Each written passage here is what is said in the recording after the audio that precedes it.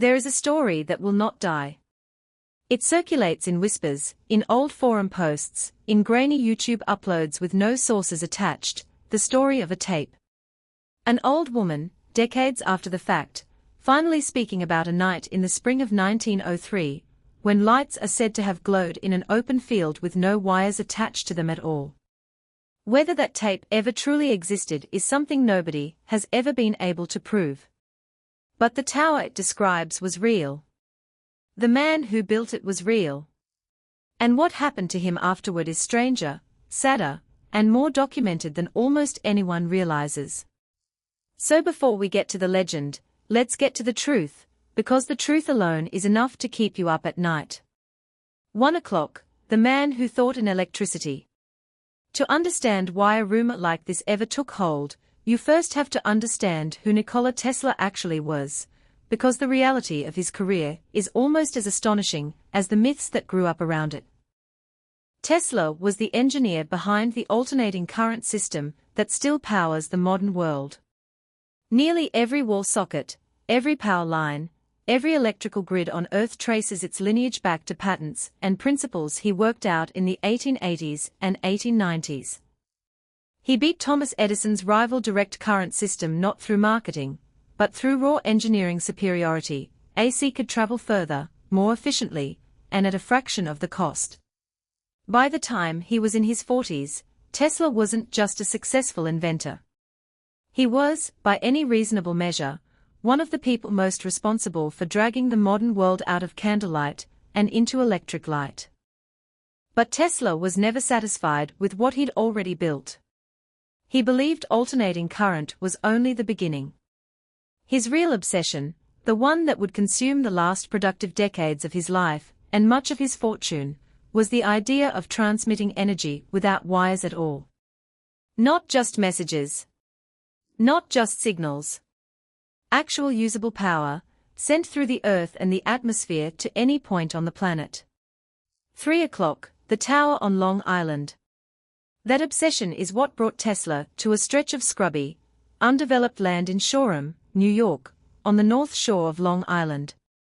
Between 1901 and 1906, he built there what came to be known as Wardenclyffe Tower, a wooden lattice structure roughly 187 feet tall, topped with a large hemispherical dome sheathed in metal. Beneath the tower, engineers sank a shaft deep into the earth, with iron pipes extending outward underground, anchoring the structure electrically into the ground itself. Publicly, and to his primary financial backer, Tesla described the project as a transatlantic wireless telegraph station, a way to send messages across the ocean without submarine cables, competing directly with Guglielmo Marconi, who was racing to do the same thing with radio. That backer was John Pierpont Morgan, one of the most powerful financiers in American history, a man whose capital controlled railroads, steel, and banking on a national scale. Morgan agreed to fund the tower with $150,000, a substantial sum at the time, in exchange for what he understood to be a stake in a communications business. What historical records make clear, through Tesla's own writings and patents from that period, is that Tesla's private ambitions for Wardenclyffe went well beyond sending Morse code across an ocean. In his notes and later interviews, Tesla described a vision of what he called a world system, a global network capable of transmitting not just information, but electrical power itself, wirelessly, to any point on Earth. He believed the planet itself could act as a conductor, and that by tuning a transmitter to the Earth's natural electrical properties, energy could be projected outward without a single wire strung between 2 points. 6:30, the science he actually believed in. It's worth pausing here, because this is where fact and legend tend to blur together the most. Tesla did not view the Earth as inert. He described it, in his own writings, as a vast conductor with electrical properties that could be excited into resonance, the same basic principle that lets you push a child on a swing higher and higher with small, well-timed pushes rather than brute force. Tesla believed if he could find the Earth's natural resonant frequency and match his transmitter to it, he could send electrical energy through the ground efficiently, over enormous distances, with far less loss than anyone believed possible. This wasn't pure fantasy plucked from nowhere. Years earlier, at his experimental station in Colorado Springs, Tesla had run large-scale experiments with a massive coil, generating artificial lightning and studying how electrical discharges propagated through the atmosphere and the ground. He documented these experiments extensively. Some of what he recorded, signals he believed he detected that seemed to repeat with unusual regularity, he later speculated, in public interviews, might even represent communication from another planet. A claim that was controversial even in his own time and that most historians today attribute to instrument noise or misinterpreted atmospheric signals, not extraterrestrial contact.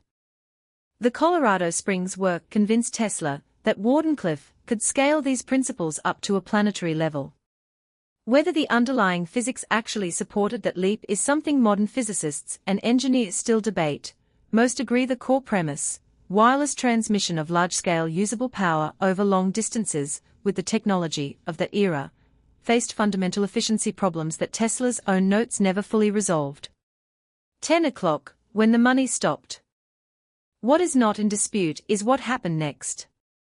As construction continued and costs mounted, word began to reach Morgan that Tesla's ambitions had grown far beyond a transatlantic telegraph service. Whether through rival scientists, journalists, or Tesla's own indiscretion in interviews where he hinted at grander plans, Morgan came to understand that his investment was funding something closer to a bid to transmit electrical power freely and cheaply, a system that, if it worked, would undercut the entire business model of metered, wired electricity that men like Morgan had heavily invested in. Morgan declined to provide further funding. In the surviving correspondence between the two men, Morgan's refusals were businesslike rather than dramatic. He simply stated the project had grown beyond what he had originally agreed to support, and he saw no commercial justification for continuing.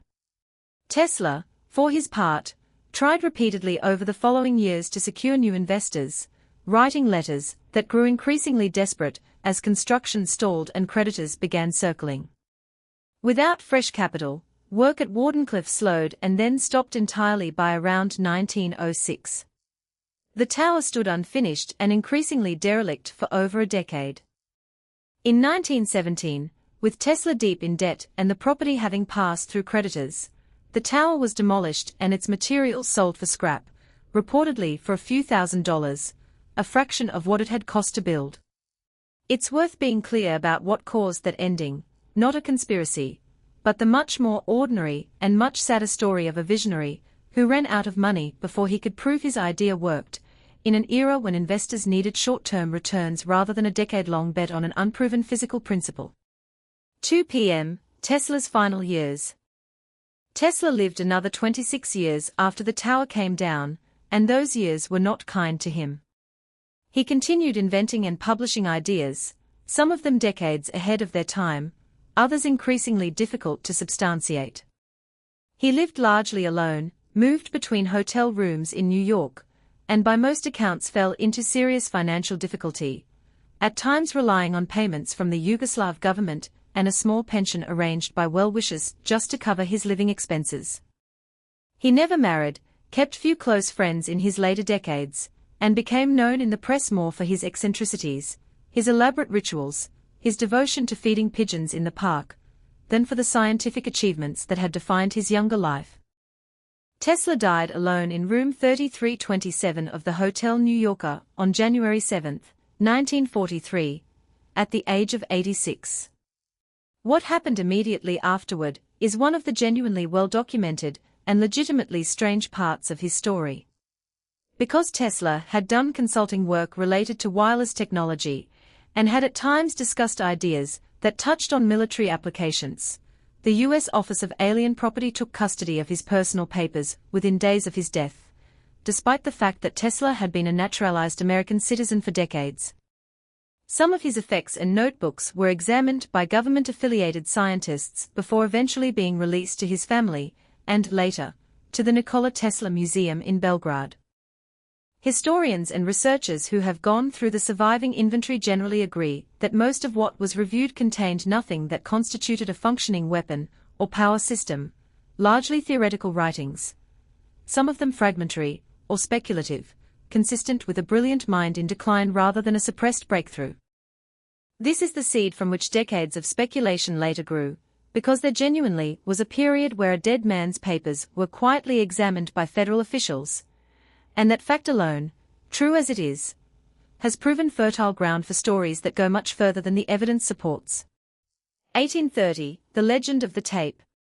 Which brings us to the story you may have heard before, the one this video's title is built around.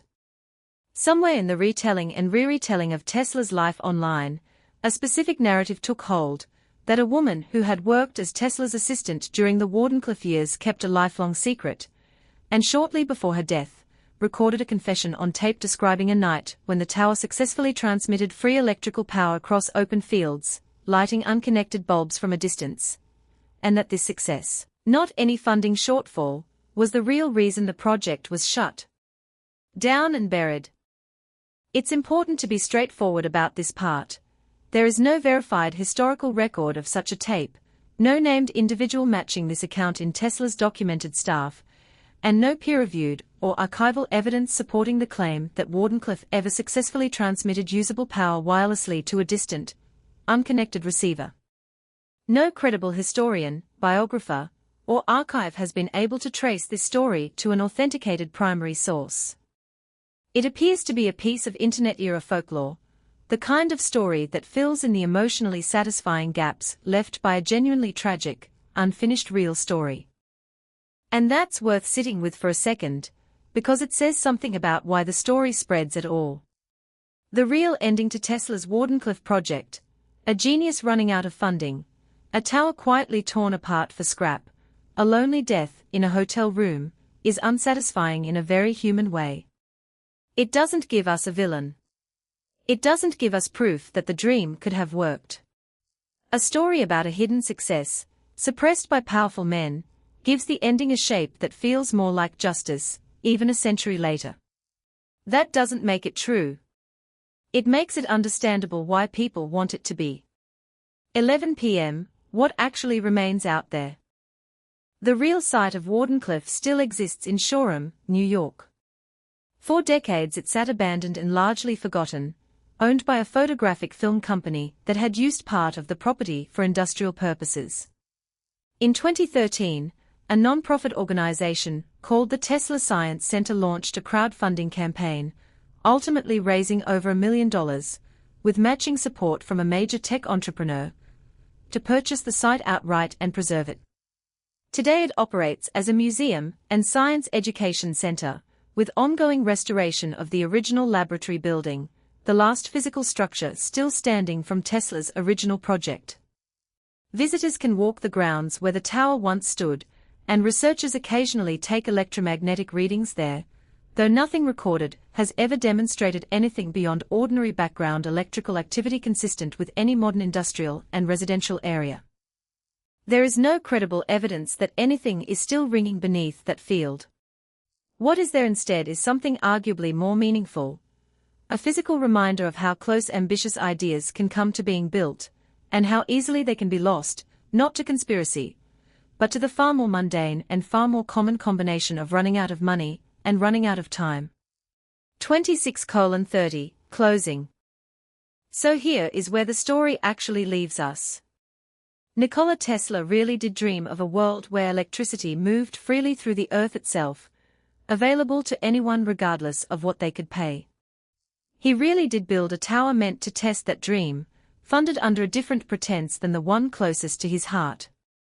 He really did lose that funding when his true ambitions became clear, and the tower really was torn down and sold for scrap, while he spent his final years in increasing isolation and financial hardship.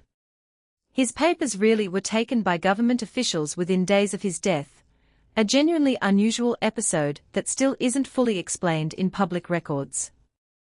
Whether a wireless dream like his could ever have actually worked at planetary scale is a question modern engineers still debate, without a tape, without a hidden confession, and without a villain conveniently waiting in the trees. Maybe that's the more haunting story after all, not that Tesla's idea was stolen and buried in the dark, but that it may simply have been too far ahead of what the physics, the money, and the century he lived in could support.